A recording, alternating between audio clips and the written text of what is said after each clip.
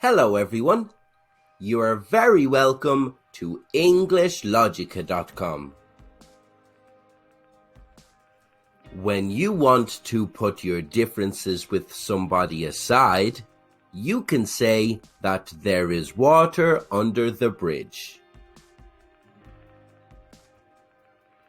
In this video, I'm going to explain what English speakers mean when they say water under the bridge.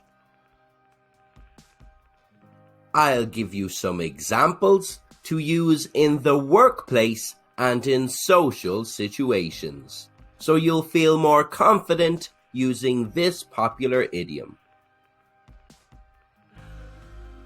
When you say that there is water under the bridge, you are saying that something is in the past and is no longer worth referring to, or is no longer relevant.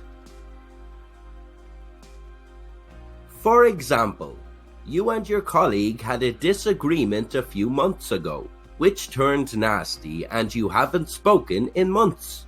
Today, your manager has requested you both work together on a task.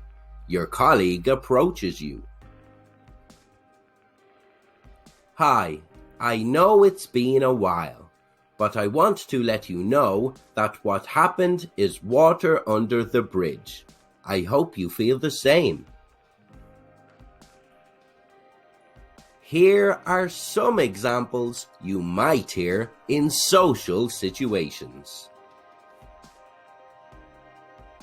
Don't worry about the argument we had last year. It's all water under the bridge now, as far as I'm concerned. I fell out with my brothers a long time ago, but when we saw each other at the family dinner, we put the past behind us. It's all water under the bridge now. I wish she could just move on from this. I feel like it's water under the bridge, but she is holding a grudge and is adamant we'll never get back together. Here are some examples you might hear in professional situations. I clashed a lot with a colleague of mine when I first started in the company, but now we get along fine. It's all water under the bridge. When I was a child, I used to dream about becoming the president when I grew up, but that's water under the bridge. Now I am stuck in this mundane job.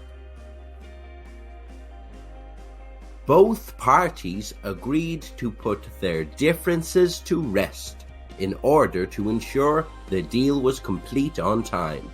After all, their past is water under the bridge now.